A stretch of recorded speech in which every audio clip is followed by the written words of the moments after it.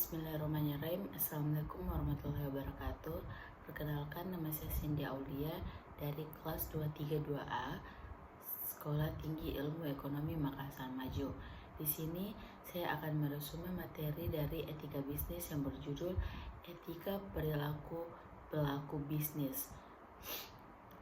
Bisnis. Definisi etika perilaku pelaku bisnis sangat dipengaruhi oleh nilai moral yang dimiliki oleh masing-masing individu, merupakan landasan perilaku bagi seseorang sehingga seseorang akan bertindak sesuai etika atau tidak dipengaruhi oleh nilai moral yang diyakininya. Menurut Graff pada tahun 1958, etika menuntut agar seseorang melakukan ajaran moral tertentu karena ia sadar bahwa hal itu memang bermanfaat dan baik bagi dirinya dan orang lain. Ketika perilaku produsen produksi merupakan aktivitas yang menghasilkan barang dan jasa melalui proses transformasi input tertentu secara profesional dan bertanggung jawab dengan tujuan agar hasil produksi dapat dimanfaatkan oleh konsumen dengan baik, produsen wajib untuk mengembangkan tanggung jawab bisnis berupa penyediaan produk yang aman bagi konsumen. Secara filosofi, menurut Muhammad pada tahun 2013, aktivitas produksi meliputi yang pertama, produk apa yang dibuat, berapa kuantitas produk yang dibuat, mengapa produk tersebut dibuat, di mana produk tersebut dibuat, kapan produk dibuat, siapa yang membuat, dan bagaimana memproduksinya. Ketika perilaku supplier untuk mengelola aliran garam informasi dari seluruh aktivitas perusahaan, diperlukan suatu konsep yang disebut manajemen rantai pasokan atau supply chain management. Adapun supply chain management, adapun tujuan manajemen rantai pasokan adalah dengan menyelaraskan permintaan dan penawaran secara efektif dan seefisien mungkin. Secara spesifik dalam peran pemasok, terdapat beberapa masalah utama yang sering terjadi, antara lain yang pertama menentukan tingkat outsourcing yang tepat. Kedua, mengelola pembelian atau pengaduan suatu barang, mengelola pemasok. 4. Mengelola hubungan terhadap pelanggan. 5. Mengidentifikasi masalah dan proses masalah dengan cepat. Mengelola risiko menurut tahun 2009 yang mengatakan bahwa setiap permintaan pasokan atau bagian pembelian mempunyai standar etis yang wajib dipenuhi oleh para pemasok. Di antaranya penghormatan terhadap HAM,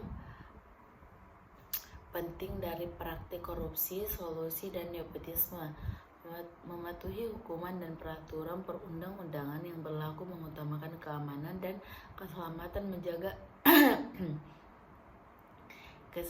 menjaga rahasia dan menghormati hak kekayaan intelektual dan menjaga kualitas barang. Etika perilaku investor dan pemegang saham. Pemegang saham dan pemilik modal memiliki hak dan tanggung jawab atas perusahaan sesuai dengan peraturan perundang-undangan dan anggaran dasar perusahaan. Ikut governance merupakan bagian dari etika bisnis yang harus menjadi pedoman pengelolaan aktivitas bisnis sebagai bentuk komitmen perusahaan untuk memberikan kewajaran terhadap semua pemangku kepentingan dalam melaksanakan hak dan tanggung jawab dari pemegang saham.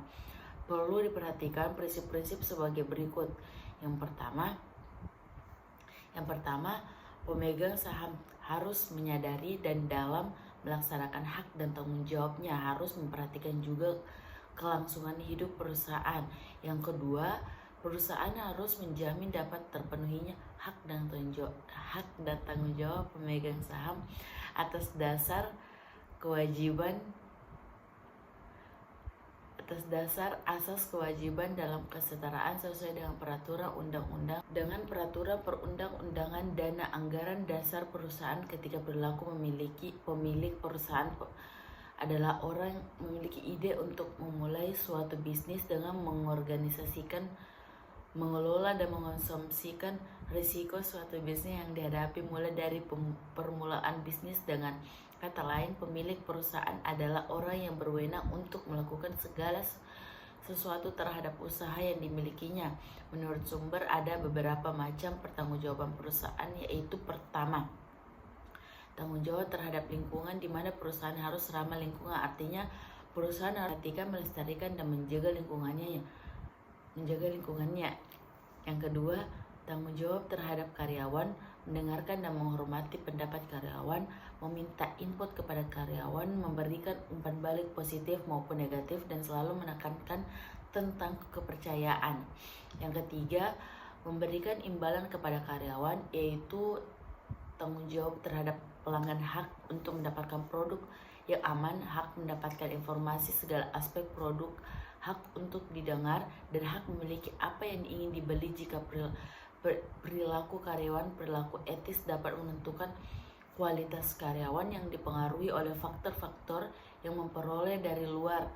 Dan perlu pahami bahwa karyawan yang berkualitas adalah aset yang paling berharga bagi perusahaan. Oleh karena itu, perusahaan harus semaksimal mungkin harus mempertahankan karyawannya dan menjadi prinsip yang menjalani dalam bentuk perilaku secara umum.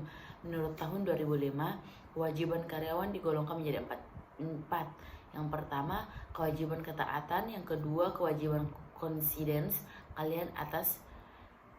Yang ketiga, kewajiban loyalitas. Dan yang keempat, kewajiban melaporkan kesalahan. Baik, itulah hasil resume yang dapat saya simpulkan. Jika ada kekurangan, mohon maaf. Wassalamualaikum warahmatullahi wabarakatuh.